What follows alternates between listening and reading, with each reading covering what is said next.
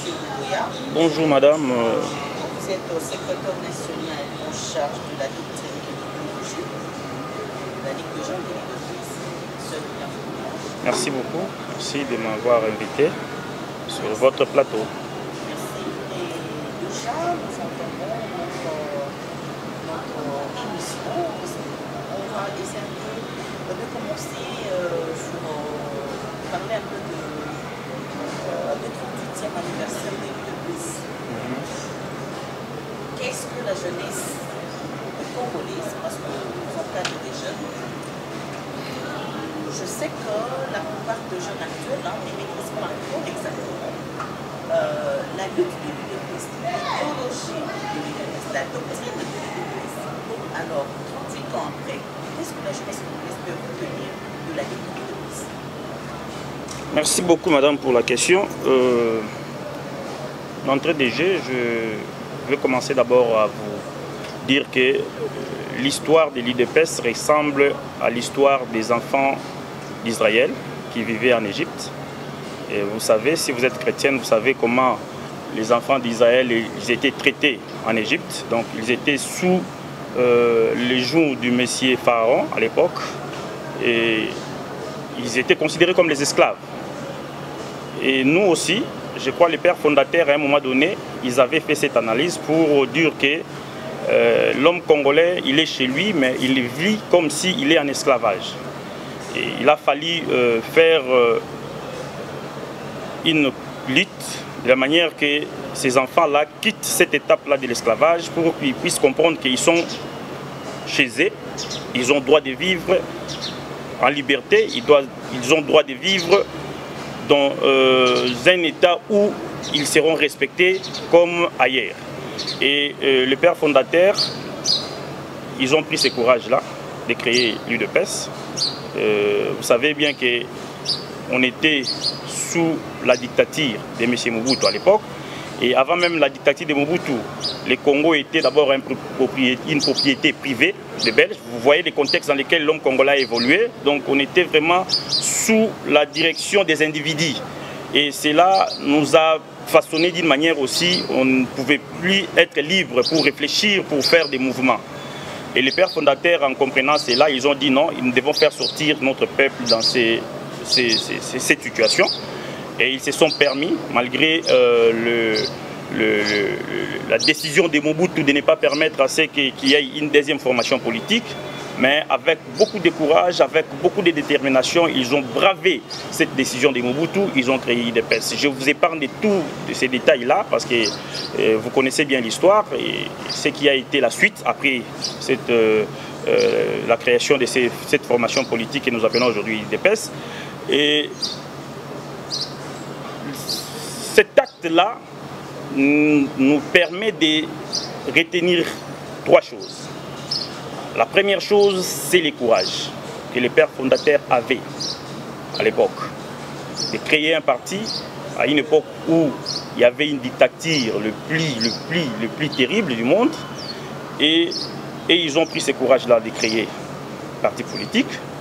Et le deuxième élément, la deuxième chose, c'est cette volonté de vouloir changer les choses. Il y a le courage et la volonté de changer les choses. Et troisièmement, nous avons cet espoir de voir tous les Congolais s'adhérer dans ce qui était la nouvelle formation politique. Vous allez comprendre qu'aujourd'hui, l'UDPS n'est plus ces partis-là des pères fondateurs. D'ailleurs, en les créant, et même ils ont dit, nous créons ces partis avec des millions de Congolais. Si vous lisez nos anciens textes, les textes fondateurs de l'UDPS, ils ont dit, nous créons ces partis avec des millions de Congolais. Et aujourd'hui, cela se prouve que l'UDPS, aujourd'hui, c'est un parti du peuple congolais.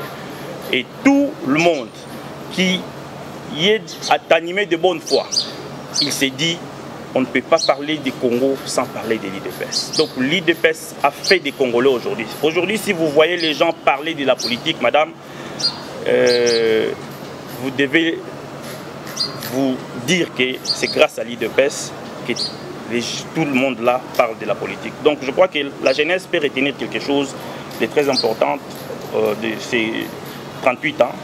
Je parlais du courage, je parlais de la détermination, soit de l'engagement et de l'espoir.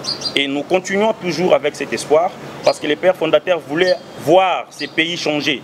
Aujourd'hui, nous avons fait un pas et nous croyons que la jeunesse qui viendra fera deuxième, troisième pas. Et ce Congo ici sera aussi un pays comme les autres pays. À chaque fois qu'un jeune Congolais, on lui promet de partir en Europe, vous-même vous connaissez comment nous réagissons. Et nous voulons aussi faire de notre pays ces pays-là où les autres admireront de venir aussi ici. Et nous croyons, et aujourd'hui nous avons quelqu'un qui nous donne cet espoir-là au sommet de l'État. Je crois que l'IDPS a une histoire qui permet aux gens d'avoir vraiment l'espoir pour le changement de ces pays. Merci beaucoup, M. Bouya. Alors aujourd'hui, quand on met l'IDPS qui est au pouvoir, aujourd'hui c'est l'IDPS qui dirige la RDC. Alors dites-nous, l'IDPS au pouvoir, est-ce que l'IDPS a été préparé à être au pouvoir? Merci beaucoup, madame. Je dirais depuis sa création, parce que l'IDPS a été créé par des hommes très intelligents. Notamment, je parle particulièrement de notre maître, celui qui a continué cette lutte jusqu'à la fin, notre maître Etienne Tshisekedi Wamulumba, le grand esprit, paix à son âme. Il nous a formés. Il nous a formés pour affronter toute éventualité. Et aujourd'hui, l'IDPS au pouvoir, vous-même, vous êtes en train de voir. Nous sommes là, nous sommes en train de gérer les choses. Et chez nous, à l'IDPS est organisé comme un petit État. Donc, la manière dont l'IDPS fonctionne, c'est comme un petit État. Il y a des chefs du quartier, les gens qui sont formés pour être chefs du quartier. Il y a des bourgmestres, les gens qui sont formés pour être des bourgmestres. Il y a des ministres. Les gens que nous appelons chez nous le membre du comité, soit de l'exécutif national, ils sont considérés comme les ministres chez nous. Donc ils sont déjà rodés, on les rôde déjà pour que demain ou après-demain, comme aujourd'hui nous sommes au pouvoir, qu'ils puissent exercer toutes ces fonctions-là. Donc nous sommes prêts à tout, surtout pour servir les pays. Donc l'IDPS nous a formés pour ça. Là, je vous rassure. D'accord. Alors, décortiquons un peu l'événement de votre célébration qui était le 15 février. On a vu, hein, bon là on ne peut plus en parler parce que le plan que l'IDPS a fait ces jours-là, donc vous avez vraiment montré que vous avez ces poids-là, vous dirigez vraiment la RDC et tout le peuple derrière l'IDPS. Alors parlons du propos de Jean-Marc Gabou, le président intérimaire, qui dit dans son allocution l'IDPS restera toujours au pouvoir. Qu'entendez-vous par cette déclaration? Parce que là, vous dites les pères fondateurs ont lutté pour qu'il n'y ait pas un président éternel, hein, ils sont RDC. Mais non, si le propos du président intérimaire restera toujours au pouvoir. Expliquez-vous. Oui, madame, je crois que je parle d'abord de cet événement du 38e anniversaire, parce que vous avez dit que nous avons fait carton plein. Et je crois que ce n'est pas quelque chose qui peut vous faire peur ou vous étonner. C'est normal si nous sommes IDPS. Je vous ai dit tantôt ici que nous sommes les partis du peuple. À un moment donné, quand l'IDPS est toujours les mêmes, comme elle a été hier, aujourd'hui et elle restera. IDPS. C'est l'espoir du peuple congolais. Peu importe ceux qui bougent, ceux qui font des mouvements pour dire de n'importe quoi. Écoutez madame, salir l'IDPS aujourd'hui, c'est salir le Congo. L'histoire du Congo est liée à l'IDPS. C'est l'IDPS qui a permis aujourd'hui aux Congolais de comprendre c'est quoi lutter pour l'intérêt du peuple, lutter pour l'intérêt du pays. Là, les gens, je ne sais pas. Je sais que c'est une question de mauvaise foi. Bon, dans leur fort intérieur, ils comprennent, ils savent au moins ce que c'est l'IDPS. Et moi, j'ai vu les jeunes gens donner leur vie pour ces combats au sein de l'IDPS. Je vis les jeunes gens. Beaucoup parlent beaucoup. Oh non, nous avons fait ceci, nous avons. Ils n'ont jamais goûté au goût de la souffrance, des atrocités de la lutte que nous avons connue. Moi, je vis des jeunes gens tomber. Parce que moi, j'ai participé à plusieurs marches. J'ai vu les amis tomber à mes côtés et on a continué la lutte. Donc, nous connaissons c'est quoi les atrocités de la dictature. Donc, quand les gens parlent de n'importe quoi, là, on les regarde. Bon, nous avons déjà ouvert les portes pour tout le monde. Tout le monde peut venir dire ce qu'il peut dire. Parce que c'était ça notre combat, de permettre à tout et chacun de nous de s'exprimer librement. Donc, je crois que les cartons bleus, ce qu'on a fait au stade, c'était tout à fait normal. Nous sommes un parti du peuple, le peuple a répondu. Et c'est vraiment, je félicite le peuple congolais pour leur manifestation au niveau des stades. Ils ont manifesté vraiment cette volonté d'être avec nous ce jour-là. Je crois que même les autorités du parti, ils étaient tellement contents de voir que notre parti continue à fonctionner. Je dirais même le chef de l'État, parce qu'il fait partie de notre famille politique, parce qu'il y a beaucoup qui disent n'importe quoi. Félix Tshisekedi Antoine, il a été élu sous la belle de l'UDPS. Donc aujourd'hui, les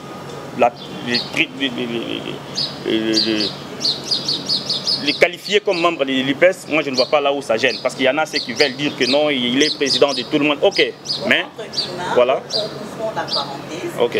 Avant de répondre au propos de Jean-Luc, j'en viens. Pourquoi le président de la République était absent? Est-ce qu'il était invité, il n'a pas voulu répondre parce que c'est maintenant le président de tout le monde? Qu'est-ce qui a justifié l'absence du président de la République? Je crois que dans notre communication, on disait que si l'agenda du président lui permettait, il sera avec nous. Bon, ce n'est pas nous qui gérons l'agenda du chef. Il est le chef de l'État, il est invité par-ci, par-là, pour l'intérêt du Congo. Et moi, je crois que s'il avait des dossiers à traiter pour l'intérêt du peuple, il ne pouvait que répondre d'abord à cette invitation-là. Je crois que son agenda était tellement plein, il avait d'autres programmes qu'il devait d'abord faire. Donc là, il n'y a pas de débat. Je crois que dans les jours à venir, quand l'IDPS va organiser des manifestations, s'il est dispo, le chef de l'État sera avec nous. Donc il n'y a pas de problème. Maintenant, je viens sur la question des propos de Jean-Marc Abound. Moi, je crois que Jean-Marc Abound nous a, le président de l'UDPS, Jean-Marc Abound, le président AI, il nous a enseigné la science politique d'une manière qu'il a fait là, au niveau du stade. Pour tous ceux qui ont étudié les Sciences Po et qui ont fait d'autres formations, s'ils ont étudié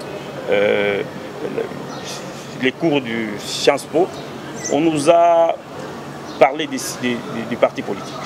Et dans la définition des partis politiques, Jean-Marc a pris une partie, là où on dit qu'un parti politique est là pour conquérir les pouvoirs et les gérer et les garder le plus longtemps possible. Et quand on dit qu'un parti politique doit conquérir les pouvoirs, doit les exercer et les garder le plus longtemps possible, qu'est-ce que cela veut dire? Et lui, il a utilisé un verset de la Bible qui dit qu'on doit rester là, aujourd'hui, demain et éternellement. C'est ça le but d'un parti politique. Où est-ce que Jean-Marc Abound a péché?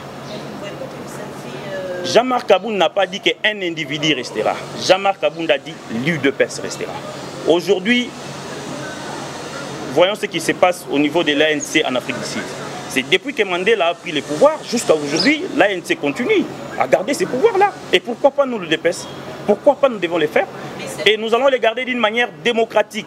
À chaque fois que la Constitution nous oblige de convoquer les élections, on va les faire. Et nous comptons avec ce que nous avons comme la confiance du peuple que nous allons toujours gagner les élections. Mais nous ne sommes pas comme ceux qui nous ont précédés. Nous sommes un parti qui a beaucoup lutté et nous disons que le peuple nous fait confiance.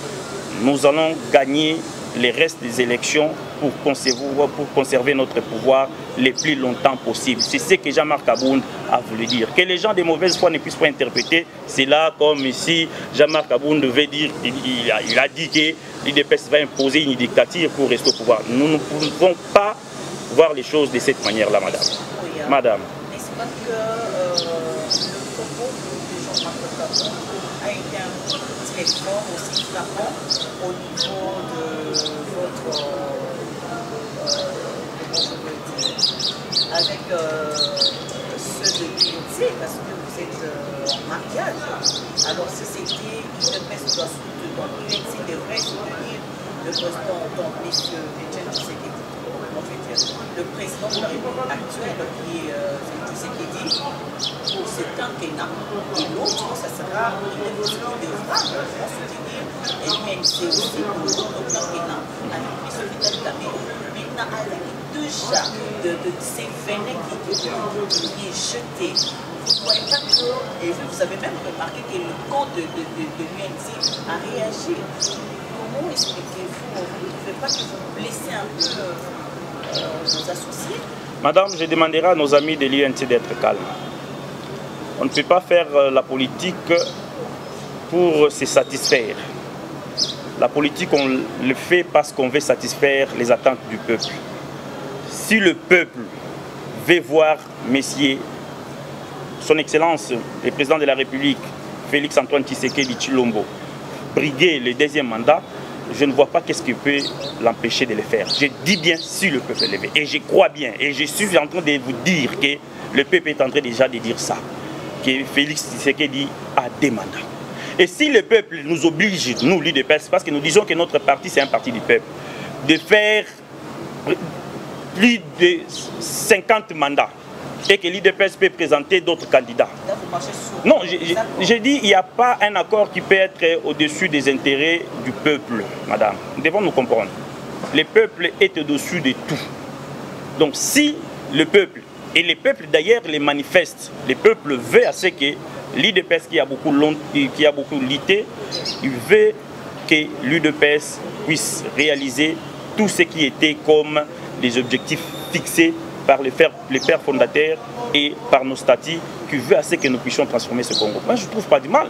Je crois que nos amis de l'INC doivent comprendre. Si le peuple nous demande, nous ne voulons pas de l'UDPS, nous voulons à ce que M. Kamerhe soit comme candidat, donc on doit se réfléchir devant cette décision. Ne vous dérangez pas, madame. 2023, c'est pour bientôt. Nous attendons les élections et nous attendons ce que le peuple va manifester comme souci. Et nous allons répondre à ces soucis-là.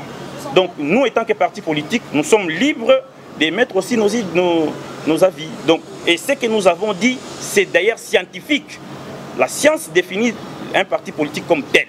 Donc il faut prendre les pouvoirs, l'exercer et les garder le plus longtemps possible. Et nous le disons, nous sommes un parti politique. Nous sommes un parti politique. Donc le président Jean-Marc Abound, il est dans cette logique-là.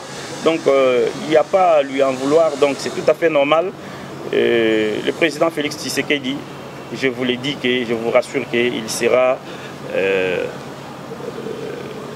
candidat aux élections de 2023. Parce qu'il est le chouchou de tous les Congolais, voire même de tous les Africains et de leur président. Vous-même, vous êtes en train de voir. Donc, je crois bien que ce qu'il avait donné comme programme, nous sommes en train de voir petit à petit, cela est en train d'être exécuté. L'UDPS prône l'état de droit. Et aujourd'hui, il y a un tiraillement entre l'UDPS et le véritable chef de l'État. Il est accusé je ne peux même pas ignorer. Et l'UDPS, entre guillemets, veulent que le directeur chef de l'État, donc que le chef de l'État se sépare de Vital Kamerhe. Comment pensez-vous réussir? Ou encore est-ce que c'est la jeunesse de l'UDPS qui veulent cela, ou encore ce ne sont que des rumeurs que c'est dit? Comment trouvez-vous cela? Parce que vous êtes jeune. Oui, madame, je ne sais pas dans quel discours vous avez vu un officiel du parti en train de citer les noms de M. Vital Kamerhe, le président de l'INC. Je n'en vois pas, je ne sais pas, peut-être vous avez un discours comme ça. Mais moi, je crois que... Ouais, mais écoutez, vous êtes journaliste, les ont dit, les gens peuvent dire les choses de leur manière. Mais... Ok. Il y a une différence que nous devons faire dans cette histoire-là. Il y a M. Vital Kamerhe comme président de l'UNC et il y a M. Vital Kamerhe comme directeur des cabinets du chef de l'État. Et nous, l'UDPS, je crois, si vous vous rappelez bien, nous avons toujours dit que nous sommes là pour le peuple. Même s'il y a un de nous qui est ministre, qui fait des choses qui vont à la contre des ententes du peuple, nous allons les dénoncer. Rappelez-vous ici, quand il y a eu cette histoire du 24 janvier, un de nos ministres avait proposé à ce qu'on puisse débloquer 6 millions de dollars pour fêter. Vous avez vu ce qui s'est passé.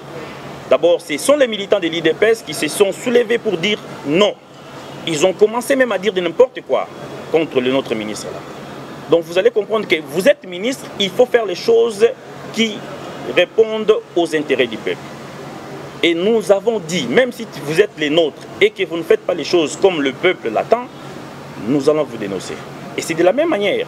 Moi, je ne dis pas que l'UDPS est en train de demander à ce que Kamere soit mis de côté. Non, non. Nous sommes en train de parler des directeurs des cabinets des chefs de l'État. Et si le peuple, parce que vous avez dit que c'est l'UDPS qui demande, mais vous allez voir dans toutes ces réactions, c'est le peuple qui est tenté de constater quelque chose de négatif entre les directeurs des cabinets du chef de l'État et ses actes. Et le peuple est en train de prendre une position qui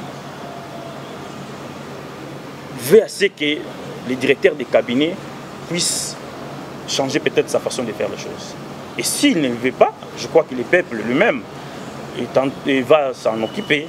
C'est ça notre jeu à l'UDPS. Nous, des fois, on ne veut pas peut-être se prononcer trop parce qu'on sait que le peuple que nous avons formé a aussi une facilité de faire la lecture des choses et comprendre que qui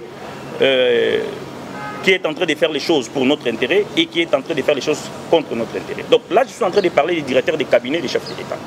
Mais c'est Kamere comme président de l'INC, je le mets de côté, mais il prend directeur des cabinets. Le peuple est en train de trouver que ces directeurs des cabinets, ils posent certains actes qui ne vont pas aider les chefs de l'État à bien évoluer ou à bien terminer son mandat. Mais si le peuple réclame, où est le mal? Nous sommes là pour le peuple. Laissez le peuple. C'est à M. Vital Kamere, directeur des cabinets, de prouver que tout ce qui s'est dit, parce que je ne sais pas, vous-même vous l'avez dit, tout ce qui s'est dit là, c'est faux. Donc moi je crois que ne mettez pas l'UDPS dans ces guéguerres-là. L'UDPS officiellement n'a pas encore dit quelque chose contre le directeur des cabinets du chef de l'État. En suivant le président AI, lors de son discours au niveau du stade, il a dit que tous ceux qui sont dans les cabinets du chef, qui bloquent les actions du chef de l'État, ils n'ont qu'à déposer leur démission. C'est tout à fait normal. Nous sommes un parti politique, nous avons un de nous qui est au niveau de la présidence, qui gère l'institution président de la République.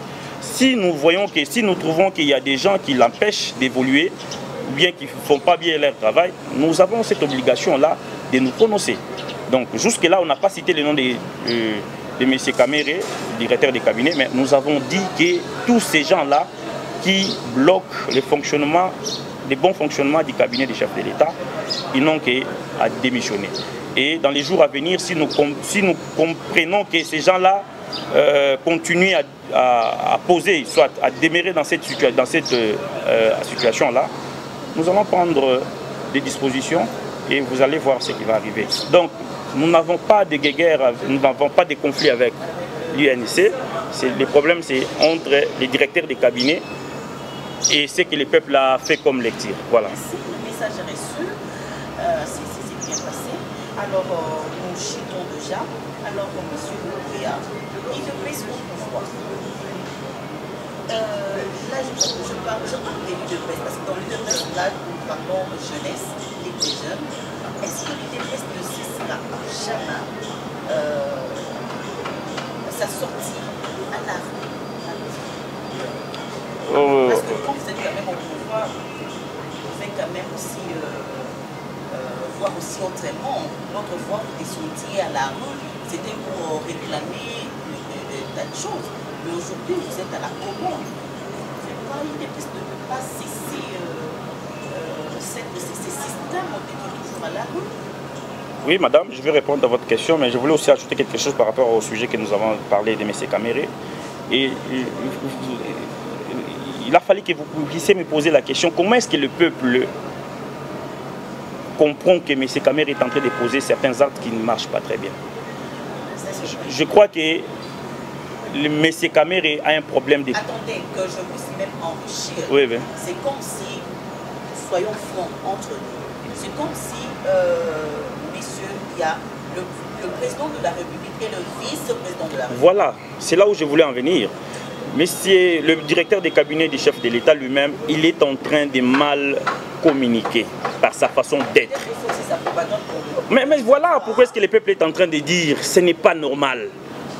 Nous avons connu plusieurs chefs de l'État ici au Congo. Est-ce que vous avez vu leur chef de cabinet en train de s'afficher comme M. Kamer est en train de le faire? Nous avons formé le peuple. Le peuple sait voir que celui-là, il est en train de poser ses actes parce que. Nous sommes fiers, nous, IDPS. Si le peuple arrive aujourd'hui à faire cette lecture des choses-là, c'est nous qui l'avons formé à être capable de le faire. Donc, M. Kamer lui-même doit revoir sa façon de faire pour qu'il ne soit pas traité comme il est traité aujourd'hui par le peuple congolais. Donc, il doit bien gérer sa communication pour que cela ne puisse pas nuire à son image. Donc, je crois que c'est vraiment, il a tout intérêt de le faire. Ce n'est pas nous, mais... Il ne réagit pas face à ces genres de comportements de M. Nous avons un problème avec notre président. Il est tellement bon. C'est ça le problème avec lui. Oui, je vous dis, il est tellement bon qu'il laisse faire peut-être... C'est très précis. Non, mais c'est... Excusez-moi, madame. Le chef de l'État veut faire une sortie et qu'un directeur de cabinet veut aussi être là. Vous voyez que le président va lui dire reste à la maison ou bien reste au bureau. Non, mais écoutez, non, il n'a pas aussi... Notre président de la République, Félix Antoine Tshisekedi Tshilombo, c'est un monsieur bien éduqué. C'est ça le problème avec lui. Il est tellement bien éduqué qu'il y a certains actes qu'il ne peut pas poser. Alors ça devient visible. Même pas contre lui, hein, moi je vous rassure. Hein, personne ne peut nuire aujourd'hui à Tshisekedi. Si les gens là qui posent des actes, ils pensent qu'ils sont en train de nuire à la personne du chef de l'État, ils se trompent. Ils se trompent, ce sont eux-mêmes qui vont se retrouver dans une situation compliquée. Tshisekedi personne, Tshisekedi Félix, le président de la République, s'il y a des gens qui pensent qu'en posant certains actes, ces actes-là vont nuire à l'image du chef, ils se trompent. Le président Tshisekedi aujourd'hui, il donne l'espoir. Les peuples croient en lui. Il rassure l'avenir. Donc ne vous trompez pas. Si vous voulez avancer, il faut accompagner les chefs. Si vous voulez reculer et être enterré, allez, continuez avec votre politique de blocage. Bon, oui, mais je crois que c'est ce que je vous avais dit tantôt ici. Hein. Nous sommes là, nous avons dit que nous sommes là pour l'intérêt du peuple.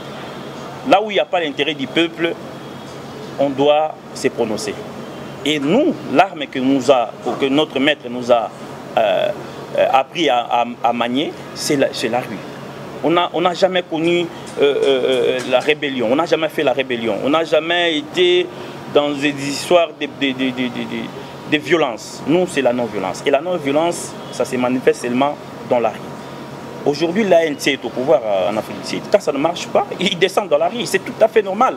Donc, et surtout que dans les contextes actuels au Congo, nous constatons que nos amis qui devaient jouer le rôle de l'opposition ne le font pas. Et nous-mêmes, nous sommes là.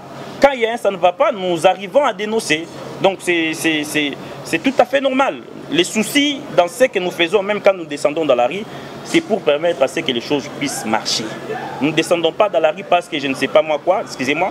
Nous descendons dans la rue, c'est parce que nous voulons que les choses marchent. C'est parce que nous voulons faire de ces Congos ce que le père fondateur, ce que notre maître Etienne Tshisekedi a donné comme à livrer comme combat pour que les choses évoluent dans ces pays. Donc je crois que nous sommes dans cette ligne-là pour permettre à ce que les choses... Donc ne soyez pas étonnés quand vous nous trouvez dans la rue, c'est tout à fait normal. Donc c'est pour permettre à ce que les choses évoluent comme je viens de le dire tantôt. J'ai deux questions qui me restent. Parce oui. Que la première question, avant-dernière, c'est de savoir aujourd'hui le mariage entre FCC et Cash. Et la population qui dit, en tout cas, bon là c'est pas seulement en Ile-de-Ouest, la population dit que ce mariage doit être rompu, il faut qu'il y ait divorce. Mais le chef de l'État lui dit, bon, entre les deux